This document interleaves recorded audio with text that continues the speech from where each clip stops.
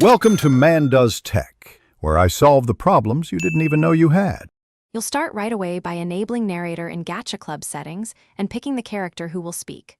Once done, choose the scene and the dialog box where text appears. This determines timing and mouth sync. Next, set voice type, speed, and volume so the voice matches the mood. Make sure to test a short line to confirm audio routing. If the line sounds off, lower speed slightly and raise volume for clarity before moving to full dialogue recording. You now build the actual narration lines. Type or paste each sentence into the dialogue field and break long sentences into natural phrases. Then place timing markers to match lip movements and character gestures. This keeps visuals and audio aligned. Once markers are set, tweak pitch and add short pauses where needed so sentences don't run together.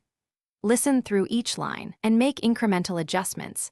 Sometimes a small pause or pitch shift fixes a robotic feel and improves emotional delivery. Finish by saving the project and exporting a test clip with narration enabled so you can hear the whole scene in context. Play through once, checking timing, volume consistency, and emotional tone. Make sure button sounds or music don't drown dialogue.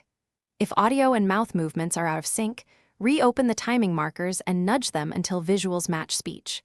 Finally, if a line still sounds wrong, re-record that specific phrase and replace it to avoid redoing the entire scene. Thanks for watching. If you found this helpful, don't forget to like and subscribe.